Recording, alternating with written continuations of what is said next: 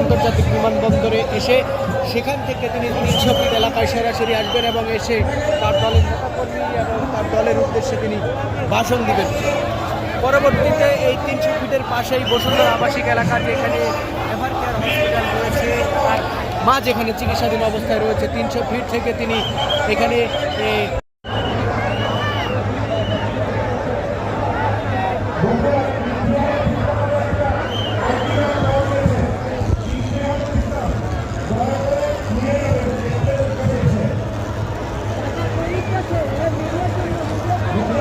একটু দেখে ভাই ছবি তুল, ভাইয়া ছবি তুল।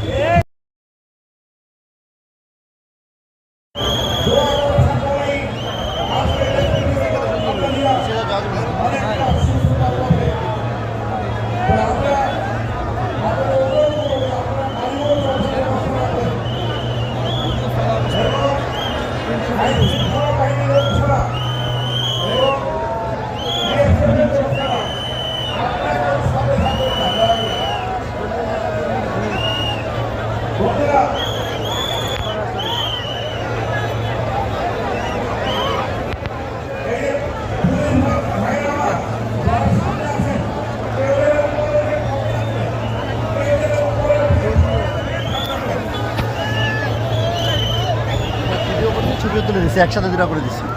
ছবিও তুলে আপনারা ছিলেন না।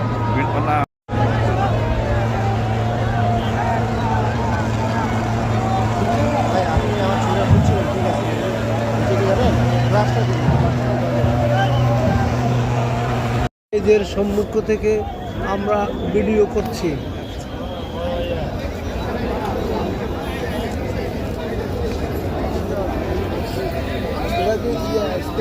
যাবে ভিডিও শেষে যাবে 25 ডিসেম্বর 2025 যা বাংলাদেশ জাতীয়তাবাদী দলের ভারপ্রাপ্ত চেয়ারম্যান জনাব তারেক রহমানের শুভাগমন উপলক্ষে, উদ্দেশ্য প্রত্যাবর্তন উপলক্ষে নির্মিত স্টেজে নির্মাণ কাজের দেখাশোনা এবং এই লোকজনের ছবি ভিডিও করা হচ্ছে। আপনারা দলের নেতা কর্মী গত 17 বছর অনেক নির্যাতন, গুম, হত্যা, সন্ত্রাস, নির্যাতন স্বীকার করে এই দলকে টিকিয়ে রেখেছেন। বিএনপির পতাকাকে বাংলাদেশ সহ বিশ্বের মানচিত্রে ধরে রেখেছেন। আপনাদেরকে কৃতজ্ঞতা জানাই।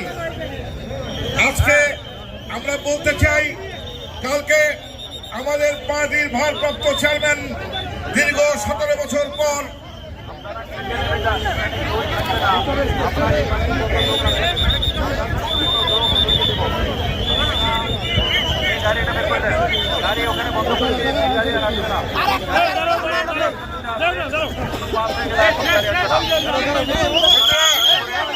আমরা নেতার প্রতি শ্রদ্ধা জানিয়ে, বিএনপির প্রতি শ্রদ্ধা জানিয়ে আপনারা আরো পিছিয়ে সরে যান, আরো পশ্চিম দিকে চলে যান।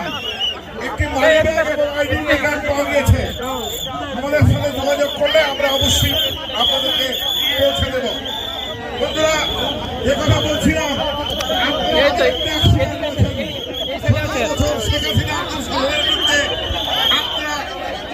আন্দোলন সংগ্রাম করছেন, অনেক সহকর্মী নিহত হয়েছে, অনেকে গুম হয়েছে।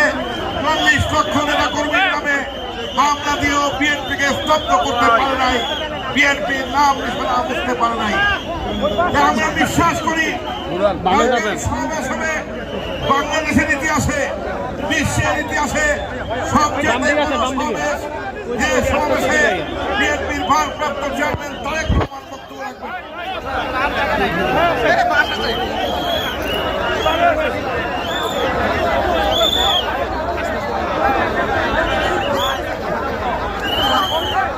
আজান দিচ্ছে, আপনারা একটু সবাই শান্ত থাকবেন। মাগরিবের আজান দিচ্ছে, নামাজ হবে। আপনারা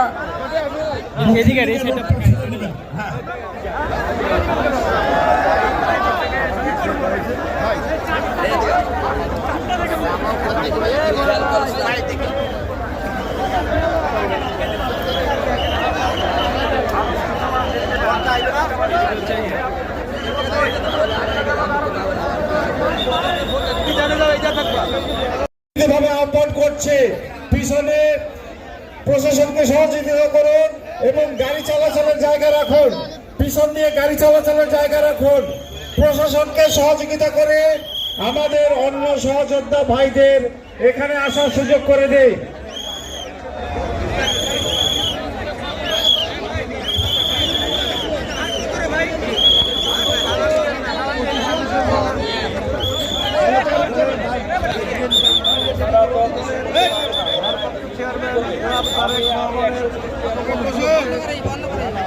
তৈরি করা স্টেজের সম্মুখ থেকে